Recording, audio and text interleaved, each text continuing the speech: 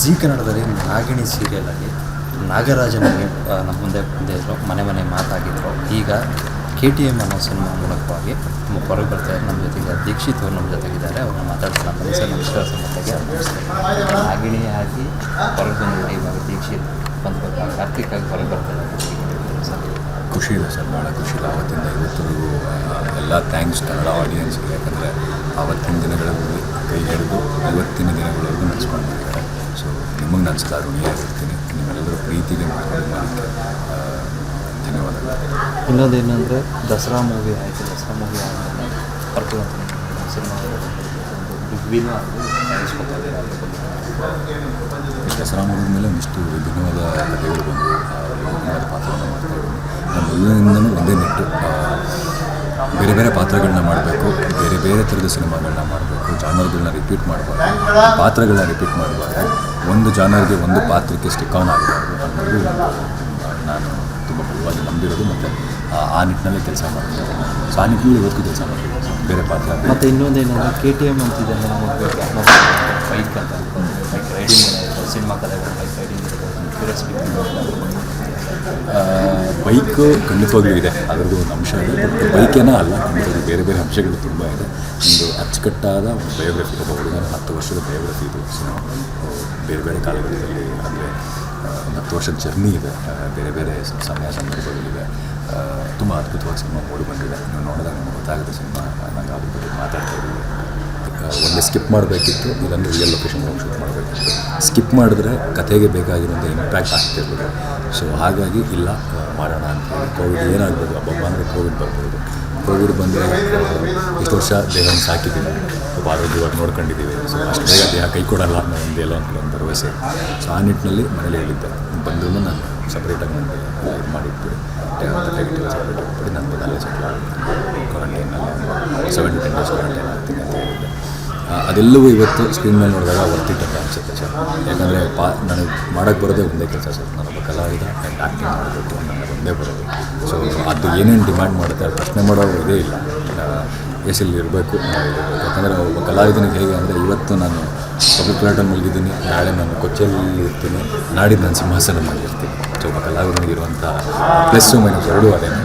ನಾನು ಅದನ್ನು ಪ್ಲಸ್ ಆಗೇ ನೋಡ್ತೀನಿ, ಅದನ್ನು ಹೆಚ್ಚಾಗಿ ಪ್ಲಸ್ ಆಗೇ ನೋಡ್ತೀನಿ. ಯಾಕಂದರೆ ಬೇರೆ ಬೇರೆ ಪಾತ್ರವನ್ನು ಜೀವಿಸ್ಬೇಕು. ಅದು ಆ ಶಕ್ತಿ ಇರೋದು ಮತ್ತು ಆ ಅವಕಾಶ ಸಿಗೋದು ಒಬ್ಬ ಕಲಾವಿದನಿಗೆ ಮಾತ್ರ. ಸೊ ಅದನ್ನು ನಾನು 100% ಎಕ್ಸ್ಪೀರಿಯೆನ್ಸ್ ಮಾಡಬೇಕು ಅನ್ನೋ ನಿಟ್ಟಿನಲ್ಲಿ. ದಿಯಾ ಆದ ನಂತರ ರೋಸ್ ವಿಲ್ಲ ಅಂತ ಒಂದು ಸಿನಿಮಾ ಮಾಡಿದೆ, ಮುಗ್ಗರ ಮುನಗಳು ಅಂತ ಒಂದು ಸಿನಿಮಾ ಮಾಡಿದೆ. ಅದಾದಮೇಲೆ ಜೊತೆ KTM ಮಾಡ್ತಾಯಿದ್ದೆ, ಮೀಟ್ ಕ್ಯೂಟ್ ಅಂತ ಒಂದು ಸಿನಿಮಾ ಮಾಡಿದೆ. ಅದಾದಮೇಲೆ ದಸರಾ ಅಂತ ಮಾಡಿದ್ದೀನಿ. ಇನ್ನು ಮುಂದೆ ಗರ್ಲ್ಫ್ರೆಂಡ್ SLVC ಒಂದು ಸಿನಿಮಾ ಮಾಡ್ತಾಯಿದ್ದೀನಿ, ಮಲಯಾಳಂ ಸಿನಿಮಾ ಒಂದು ಮಾಡ್ತಾಯಿದ್ದೀನಿ, ಆ್ಯಂಡ್ ತಮಿಳ್ ಆ್ಯಂಥಾಲಜಿ ಸಿನಿಮಾ ಮಾಡಿದ್ದೀನಿ. ಅದರದ್ದು ರಿಲೀಸ್ ರೆಡಿ ಇದೆ. ಸೊ ಈ ರೀತಿ ಸರ್ ಕೆಲಸ ಮಾಡ್ತಾ ಹೋಗ್ತಾ ಇದ್ದೀನಿ. ಕೆಲಸ ಮಾಡ್ತೀನಿ. ಇನ್ನೊಂದೇನಾದರೂ KTM ಸಿನಿಮಾದಲ್ಲಿ ಬಂದು 3 ರೀತಿಯಾದ ಡಿಫ್ರೆನ್ಸಸ್, 3-4 ಶೇಡ್ಗಳನ್ನ ಖುಷಿ ಆಗುತ್ತೆ ಸರ್. ಅಂದರೆ ಭಾಳ ಚಾಲೆಂಜಸ್ ಇತ್ತು. ಸಣ್ಣ ಹುಡುಗನ ರೋಲ್ ಮಾಡುವಾಗ 10 kg ಸಣ್ಣ ಆಗಬೇಕಿತ್ತು, ಮತ್ತು ಒಂದು ಹುಡುಗನ ಪಾತ್ರ ಮಾಡುವಾಗ ಮತ್ತೆ 10 kg ಗೈನ್ ಆಗಬೇಕಿತ್ತು. ಆ್ಯಂಡ್ ಅದರ ಜೊತೆಗೆ ಅದರ ಹಾವಭಾವಗಳನ್ನ ಹಿಡಿಬೇಕಾಗಿತ್ತು, ಪಾತ್ರದ ಜೀವವನ್ನು ಹಿಡಿಬೇಕಾಗಿತ್ತು. ಹೇಗೆ ಈ ಪಾತ್ರ ಹೇಗೆ ಬಿಹೇವ್ ಮಾಡೋದು, ಈ ಪಾತ್ರ ಹೇಗೆ ಮಾತಾಡ್ಬೋದು ಅಂತ. ಸೊ ಸಾಕಷ್ಟು ದಿನ ಇದಕ್ಕೆ ಹೋಗಿ ಕೂತಿದ್ದೀನಿ. ನಮ್ಮ ಕಲಾಸಿಪಾಳ್ಯಲ್ಲಿ ಒಂದು ಲೋಕಲ್ ಬಾರ್ ಇದೆ, ಅಲ್ಲಿ ಹೋಗಿ ಕೂತಿದ್ದೀನಿ. ಅಲ್ಲಿರುವಂಥ ಪಾತ್ರಗಳನ್ನ, ಬರುವಂಥ ಜನರನ್ನ ಅಬ್ಸರ್ವ್ ಮಾಡ್ತಾ ಇದ್ದೆ. ಸೊ ಎಲ್ಲ ತುಂಬ ರಿಯಲ್ ಇನ್ಸಿಡೆಂಟ್ಸು, ರಿಯಲ್ ಕ್ಯಾರೆಕ್ಟರಿಂದ ಇನ್ಸ್ಪೈರ್ ಆಗಿರುವಂಥದ್ದು. ಸೊ ಆಲ್ಮೋಸ್ಟು ಮ್ಯಾನರಿಸಮ್, ಬಿಹೇವಿಯರ್ ಎಲ್ಲವೂ ಅಲ್ಲಿ ಎತ್ಕೊಂಡ್ಬಂದು ಇಲ್ಲಿ ಅದನ್ನು ಬ್ಲೆಂಡ್ ಮಾಡಿದ್ದೀನಿ. ನೋಡಬೇಕು ಸರ್, ಚೆನ್ನಾಗಿರುತ್ತೆ. ಲವ್ ಅಂದಾಗ ಯೂನಿವರ್ಸಲ್ ಎಮೋಷನ್ಸ್ ಅನ್ನೋದು ಪ್ರೀತಿ ಇದೆ, ಬಟ್ ಲವರ್ಸ್ ಮಾತ್ರ ನೋಡುವಂಥ ಸಿನಿಮಾ ಖಂಡಿತ ಎಲ್ಲರೂ ಬಂದು ನೋಡುವಂಥ ಸಿನಿಮಾ. ಬರೀ ಒಬ್ಬ ಗಂಡು ಹೆಣ್ಣಿನ ಬಗ್ಗೆ, ಒಂದು ಪ್ರೀತಿ ಬಗ್ಗೆ ಮಾತ್ರ ಮಾತಾಡಿದ್ದೀವಿ, ಖಂಡಿತವಾಗ್ಲೂ ಬೇರೆ ಎಲ್ಲ ಅಂಶಗಳ ಬಗ್ಗೆ ಮಾತಾಡಿದ್ದೀವಿ. ತಂದೆ ಮಕ್ಕಳ ಸ್ನೇಹದ ಬಗ್ಗೆ ಆಗ್ಬೋದು, ಬಾಂಧವ್ಯದ ಬಗ್ಗೆ ಆಗ್ಬೋದು, ಸ್ನೇಹಿತರ ಜೊತೆ ಬಾಂಧವ್ಯದ ಬಗ್ಗೆ ಆಗ್ಬೋದು. ಸೊ ಸಾಕಷ್ಟು ಇದನ್ನು ಮುಟ್ಟಿ ಬಂದಿದ್ದೀವಿ. ಸಾಕಷ್ಟು ಸಂಬಂಧಗಳನ್ನ, ಸಾಕಷ್ಟು ಇದನ್ನು ಮುಟ್ಟಿ ಅದ್ರ ಬಗ್ಗೆ ಮಾತಾಡಿ ಬಂದಿದ್ದೀವಿ. ಒಂದು ಬಯೋಗ್ರಫಿ ಸರ್. ಒಬ್ಬ ಮನುಷ್ಯ ಅಂದಾಗ ಅವನಲ್ಲಿ ಅವನ ಸುತ್ತಮುತ್ತ ಸುಮಾರು ಜನ ಇರ್ತಾರೆ. ಸೊ ಆ ರೀತಿ ಆ ಸುಮಾರು ಜನ ಇವನ ಲೈಫಲ್ಲಿ ಏನು ಇಂಪ್ಯಾಕ್ಟ್ ಮಾಡ್ತಾರೆ ಅನ್ನೋದೇ KTM, ಇಡೀ KTM ಕಥೆ. ಸೊ ಆ ಸಿನಿಮಾಗಷ್ಟು ಕನೆಕ್ಟ್, ಆ ಸಿನಿಮಾಗಷ್ಟು ಇದಾಗೋದಿಲ್ಲ ಸರ್. ಆ ಹೋಲಿಕೆ ಮಾಡೋದು ಕಷ್ಟ ಆಗ್ಬೋದು. ಮೋಸ್ಟ್ಲಿ ಆ ಒಂದು ಶೇಡ್, ಒಂದು ಪಾತ್ರ ಅಲ್ಲಿಗೆ ಕನೆಕ್ಟ್ ಆಗ್ಬೋದು. ಬಟ್ ಬೇರೆ ಬೇರೆ ಶೇಡು, ಬೇರೆ ಬೇರೆ ಏನಿದೆ ಅದೆಲ್ಲವೂ ಸ್ವಲ್ಪ ಬೇರೆ ಸರ್. ಅದೇ ಸರ್, ಇವಾಗ ಏನಾಗುತ್ತೆ, ಸ್ವಲ್ಪ ಗಡ್ಡ ಕೂದಲು ಬಿಟ್ಟಾಗ ಜನರಲಿ ಅರ್ಜೆಂಟ್ ಇದೆ. ಹೊಸದಾಗ ಅನಿಮಲ್ ಅಂತ ಆಗುತ್ತೆ. ಗಡ್ಡ ಕೂದಲು ಬಿಟ್ಟಾಗ ಗಡ್ಡ ಕೂದಲು ಎಲ್ರಿಗೂ ಬರುತ್ತೆ, ಅದರಿಂದ ಸಾಕಷ್ಟು ಸಿನಿಮಾಗಳು ಕೂಡ ಮಾಡಿದ್ರು. ಮೋಸ್ಟ್ಲಿ ಮುಂದಿನ ದಿನಗಳಲ್ಲಿ ಗಡ್ಡ ಕೂದಲು ಬಿಟ್ಟಾಗ KTM ಅಂತ ಕೂಡ ಅನ್ಬೋದು ಜನ. ಸೊ ಆ ಪಾತ್ರಗಳಿಗೂ ಈ ಪಾತ್ರಕ್ಕೂ ಹೋಲಿಕೆ ಈ ಥರ ಮ್ಯಾನರಿಸಮ್ ಆಗಲಿ, ಕ್ಯಾರೆಕ್ಟರೈಸೇಷನ್ ಆಗಲಿ, ಅಥವಾ ಈಗ ಅನುಭವಿಸ್ತಿರುವ ನೋವೇ ಆಗಲಿ, ಎಲ್ಲವೂ ಬೇರೆನೇ. ಆ ಪಾತ್ರಗಳಿಗೂ ಈ ಪಾತ್ರಗಳಿಗೂ ಸಂಬಂಧನೇ ಇಲ್ಲ.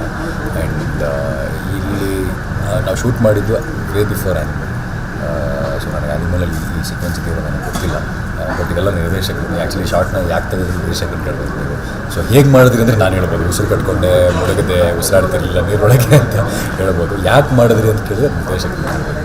ಬಟ್ ಓವರಾಲ್ ಅರ್ಜುನ್ ರೆಡ್ಡಿಗಾಗಿರ್ಬೋದು, ಅಥವಾ ಕಬೀರ್ ಸಿಂಗ್ಗಾಗಿರ್ಬೋದು, ಅಥವಾ ಆ್ಯನಿಮಲ್ಗಾಗಿರ್ಬೋದು, ಚಲನಚಿತ್ರರಾಗಿರ್ಬೋದು, ಯಾವುದಕ್ಕೂ ಹೋಲಿಕೆ ಮಾಡೋದು ಕಷ್ಟ ಆಗುತ್ತೆ. ಸಿನಿಮಾಗಳು ಒಂದೊಂದು ವಿಷಯಗಳ ಬಗ್ಗೆ ಮಾತಾಡ್ತಾ ಇದ್ದಾರೆ. ಈ ಸಿನಿಮಾ ಸುಮಾರು ವಿಚಾರಗಳ ಬಗ್ಗೆ ಮಾತಾಡ್ತಾರೆ. ಸೊ ಈ ಸಿನಿಮಾ ನೋಡಿದಾಗ ಗೊತ್ತಾಗುತ್ತೆ ನನಗೆ. ವೀಕ್ಷಕರಿಗೆ ಏನು ಹೇಳಕ್ಕೆ ಇಷ್ಟಪಡ್ತಾರೆ?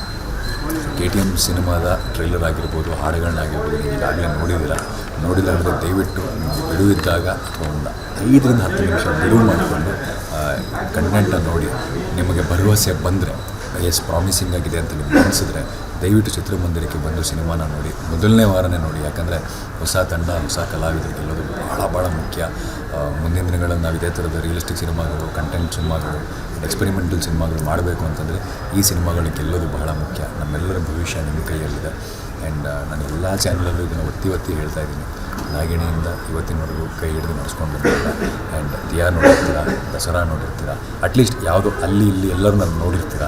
ಸೊ ನಿಮಗೆ ಅನಿಸಿದ್ರೆ ನನ್ನನ್ನು ಥಿಯೇಟ್ರಿಗೆ ಬಂದು ಸ್ಕ್ರೀನ್ ಮೇಲೆ ನೋಡುವಂಥ ಯೋಗ್ಯತೆ ನನಗಿದೆ ಅಂತ ನಿಮಗೆ ಅನಿಸಿದ್ರೆ, ಸೊ ದಯವಿಟ್ಟು ಚಿತ್ರಮಂದಿರಕ್ಕೆ ಬಂದು ಸಿನಿಮಾನ ನೋಡಿ. ನಿಮ್ಮನ್ನು ಯಾರನ್ನೂ ಡಿಸಪಾಯಿಂಟ್ ಮಾಡಲ್ಲ ಅಂತ ನಾನು ಪ್ರಾಮಿಸ್ ಮಾಡ್ತೀನಿ. Thank you.